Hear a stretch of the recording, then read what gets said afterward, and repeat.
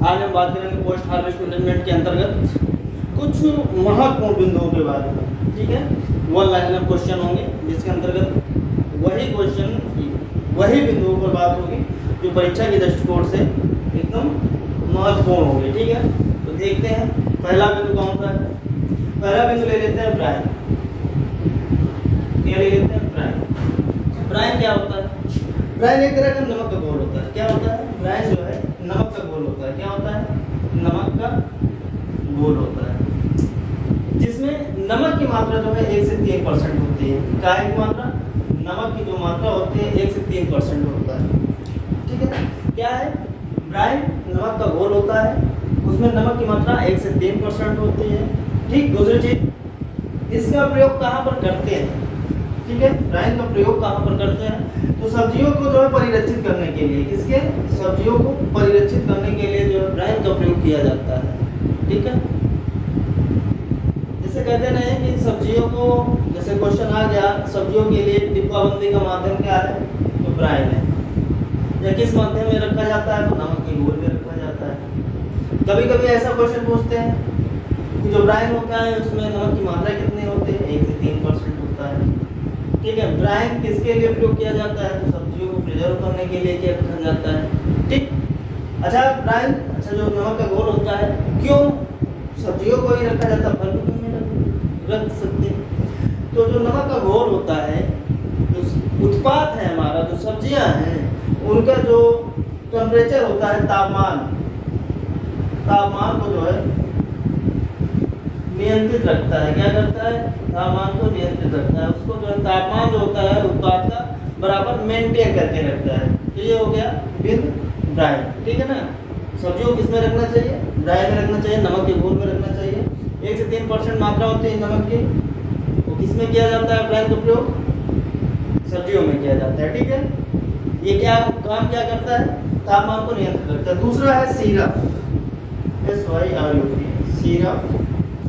Syrup क्या होता है? चीनी का घोल होता है। क्या होता है? चीनी का घोल होता है।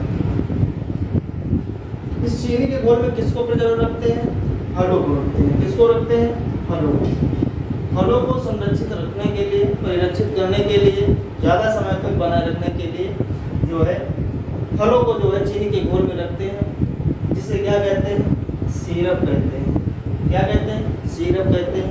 इसमें जो चीनी की मात्रा होती है, चीनी की मात्रा वो 22 से 55% तक होती है। 22 से 55% तक होती है। कितनी रखी जाती है? 22 से 55% रखी जाती है। अच्छा, उद्देश्य क्या होता है? फलों को ज़्यादा समय तक सुरक्षित रखना, उनकी शेल्फ लाइफ को बढ़ाना होता है। दूसरी चीज़ क्या होता है? चीनी के घोल में क्यों रखते हैं? चीनी के घोल में रखने से जो है फलों में जो फ्लेवर होता है, ये जो चीनी का घोल होता है, ये फ्लेवर को मेंटेन रखता है। क्या करता है? फ्लेवर को मेंटेन रखता है। तो ये दो बातें हो गई, इससे एक ना एक क्वेश्चन आना ही आना है। ठीक है, फिर उसके बाद बात कर लेते हैं, जैसे कि फल सब्जियों को, जैसे कि पास्चुराइजेशन हो गया, स्टेरिलाइजेशन हो गया। तो जैसे कि फल अगर अम्लीय है, जैसे फल अम्लीय है, अगला नेक्स्ट बिंदु है, जैसे अम्लीय फलों को स्टेरिलाइजेशन करना है। अम्लीय फलों को स्टेरिलाइजेशन करना है। अम्लीय फलों को, किसको? अम्लीय फलों को स्टेरिलाइजेशन करना है तो कितने टेम्परेचर पर करेंगे? अम्लीय फलों को अगर स्टेरिलाइजेशन करना है, निर्जमीकृत करना है,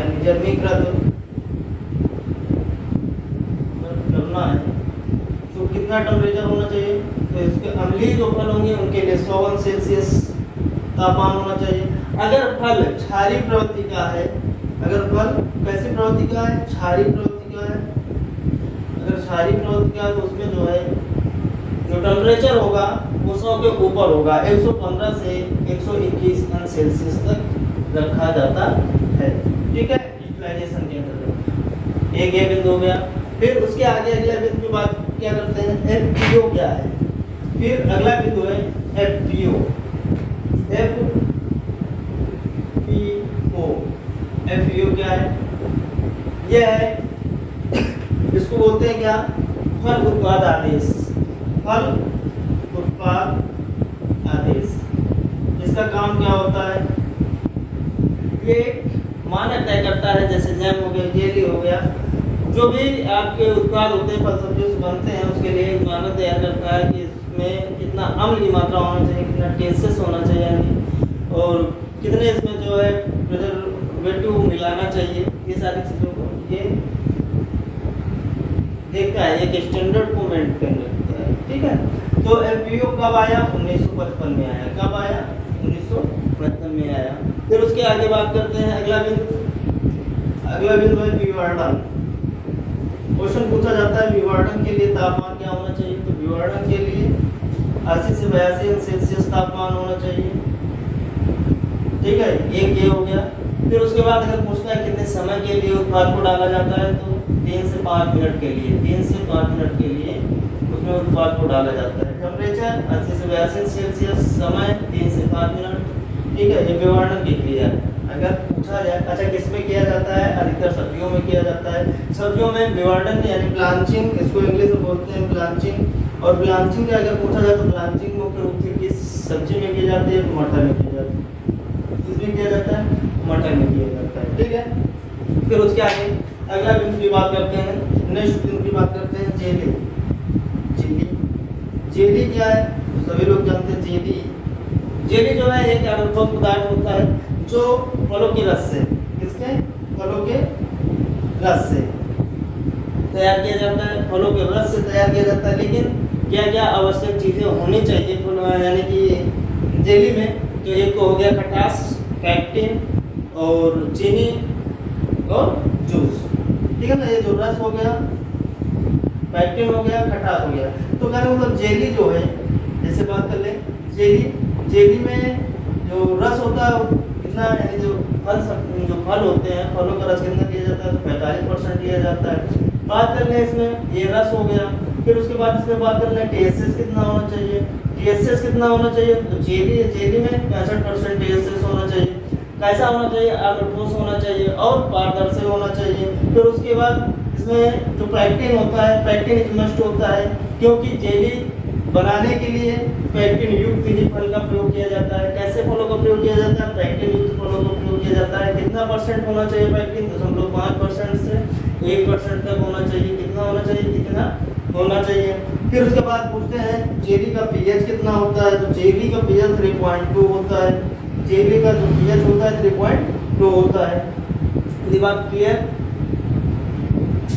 फिर उसके बाद बात करते हैं जैम की। ठीक है, जैम, अगला बिंदु जैम में फल का गूदा लिया जाता है। तो गूदा 45% होना चाहिए। कितना परसेंट होना चाहिए? 45% होना चाहिए। फिर उसके बाद ये गूदा हो गया। फिर उसके बाद टीएसएस कितना होना चाहिए? 68% होना चाहिए। ये क्या है? टीएसएस है। फिर उसके बाद इसमें अम्लता कितनी होनी चाहिए? एसिडिटी कितनी होनी चाहिए? एसिडिटी। तो एसिडिटी की बात कर लेते हैं। एसिडिटी कितनी होनी चाहिए आपके जैम में? तो एसिडिटी 0.5 से, यानी कि 0.5 से 0.6% होनी चाहिए। ये एसिडिटी होनी चाहिए। ठीक है, जैम का टीएसएस 68%, एसिडिटी 0.5 से 0.6% होनी चाहिए। तो ये कुछ इंपॉर्टेंट। फिर उसके बाद जैसे जैम को प्रिजर्व करना, प्रिजर्वेटिव किस रसायन का प्रयोग करेंगे? तो सोडियम बेंजोएट का प्रयोग करेंगे। किसका प्रयोग करेंगे? सोडियम बेंजोएट का प्रयोग करेंगे। और यहाँ पर बात कर लें जेली को प्रिजर्व करने के लिए, इसको भी सोडियम बेंजोएट के द्वारा प्रिजर्व करेंगे। सोडियम बेंजोएट के द्वारा प्रिजर्व किया जाता है। मात्रा क्या होगी? 0.5 ग्राम प्रति केजी के हिसाब से जो है यानी कि इसको प्रिजर्व किया जाता है। फिर उसके बाद जेली को मापते किससे हैं? जेली मीटर से मापते हैं। अगर जेली को मापना है तो जेली मीटर का प्रयोग करते हैं। ये यंत्र है, जेली को मापने वाला यंत्र होता है। ठीक है, फिर यहीं पर आगे अगला क्वेश्चन जैसे कि बात कर लेते हैं। अगला बिंदु है आपका जैसे मुरब्बा। नेक्स्ट बिंदु हो गया मुरब्बा। ठीक है, मुरब्बा फलों का ही बनाया जाता है। ठीक है ना। तो मुरब्बा बनाने के लिए जो सिरप का प्रयोग किया जाता है, चीनी, यानी जो चीनी का घोल, उसका कितना फिक्स होना चाहिए? जैसे मुरब्बा बना रहे हैं तो जो चीनी का जो कंसंट्रेशन होता है, क्या होता है? चीनी का कंसंट्रेशन होता है, वो कितना होना चाहिए? तो चीनी का जो कंसंट्रेशन होना चाहिए 70 अंश ब्रिक्स होना चाहिए। कितना होना चाहिए? ब्रिक्स। तो किसका? ये क्या है? सिरप का, सिरप। ठीक है, ये मुरब्बा हो गया।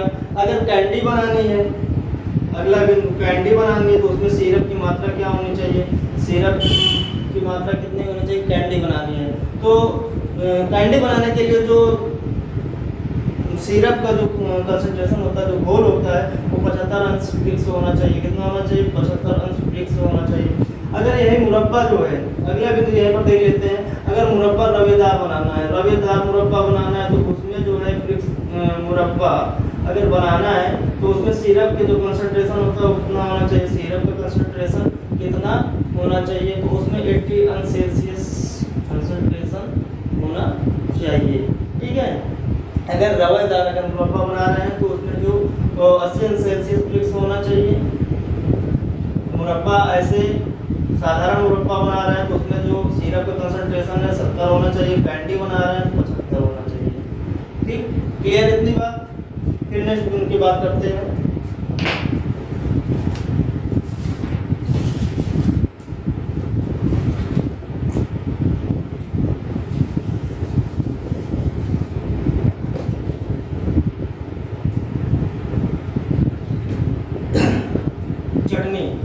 चटनी बनाना है तो चटनी के लिए क्या क्या होना चाहिए, तो चटनी के लिए नमक, गोदा और चीनी का प्रयोग किया जाता है। जैसे पूछ लेते हैं क्वेश्चन में चटनी के लिए क्या क्या होना चाहिए, तो उसमें ऑप्शन दे दिया। ठीक है, नमक हो गया, गोदा हो गया, चीनी हो गया और मसाले हो गए। जो भी जैसे भी चटनी बनती है उसके लिए उस हिसाब से होना चाहिए। तो नमक हो गया, गोदा हो गया और चीनी मुख्य रूप से ये मस्ट होता है। ठीक है। फिर उसके बाद बात कर लेते हैं सॉस होता है और एक होता है केचप। सॉस और केचप के बारे में जान लेते हैं क्या होता है। सॉस और केचप में सीधा से क्वेश्चन, TSS कितना होता है, सॉस का TSS यानी कुल ब्लेड फोर्स, सॉस का कुल ब्लेड फोर्स कितना होता है, तो इसका जो 15 अंश फिक्स होता है। कितना होता है, 15 अंश फिक्स होता है। कितना होता है, सॉस का जो है 15 अंश फिक्स होता है। फिर उसके बाद केचप का कितना होता है, तो केचप का जो TSS होता है वो जो है 25 अंश फिक्स होता है। कितना होता है, केचप का 25 अंश फिक्स होता है। ठीक है। किसी किसी बुक में जो है 25 से 35 भी मिलता है, लेकिन एग्जैक्ट जो है 25 अंश फिक्स होता है। ठीक है। फिर उसके बाद सॉस बनता किसका है और केचप बनता किसका है, तो सॉस किसका बनता है, टोमेटो बनता है, सभी जानते हैं। चटनी तो आप किसी की भी बना सकते हैं, आम की बन सकती है, टमाटर की भी बन सकती है। ठीक है। लेकिन सॉस किसका बनता है, टमाटो बनता है।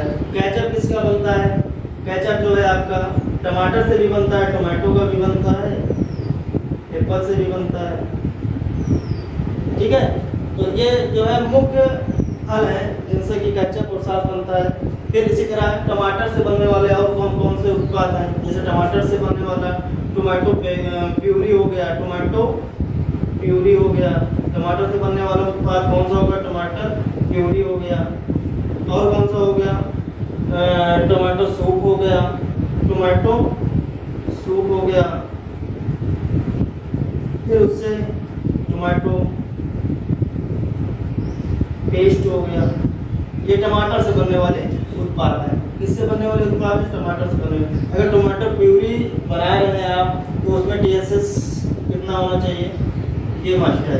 तो टोमेटो प्यूरी बना रहे हैं तो उसमें TSS कितना होना चाहिए, 9 से 12 अंश फिक्स होना चाहिए। कितना होना चाहिए, 9 से 12 अंश फिक्स होना चाहिए। कितना होना चाहिए, 9 से 12 अंश फिक्स होना चाहिए। अगर टोमेटो सूप बना रहे हैं तो उसमें TSS कितना होना चाहिए, 22 से 25 होना चाहिए, सॉरी 25 से 30 होना चाहिए। कितना होना चाहिए, अगर सूप बनाया जा रहा है, एक मिनट सॉरी, इसके लिए जो सूप बनाया जाएगा उसमें जो है 7 से 10 होना चाहिए। कितना होना चाहिए, 7 से 10 अंश फिक्स होना चाहिए। कितना होना चाहिए, 7 से 10 अंश फिक्स होना चाहिए। और जो पेस्ट होगा इसमें जो है 30 से 35, अगर पेस्ट बना रहे हैं तो 30 से 35 अंश फिक्स जो है TSS होना चाहिए। क्या होना चाहिए, TSS होना चाहिए। ठीक है। फिर उसके बाद इन सबको बात कर लेते हैं। इन सबको प्रिजर्व करने के लिए किसका प्रयोग करते हैं, तो सोडियम बेंजोएट का प्रयोग करते हैं। किसका प्रयोग किया जाता है, सोडियम बेंजोएट का प्रयोग किया जाता है। किसका प्रयोग किया जाता है, सोडियम एट का प्रयोग किया जाता है। फिर उसके बाद बात करते हैं जैसे कि अचार हो गया, अचार को परिरक्षित करने के लिए किसका प्रयोग करेंगे? सोडियम बेंजोएट का प्रयोग करेंगे। कोई भी अचार हो, किसी भी अचार को परिरक्षित करने के लिए किसका प्रयोग किया जाएगा? सोडियम बेंजोएट का प्रयोग किया जाएगा। ठीक है, अब कुछ बात कर लेते हैं कौन से फलों से क्या बनाया जाता है। जैसे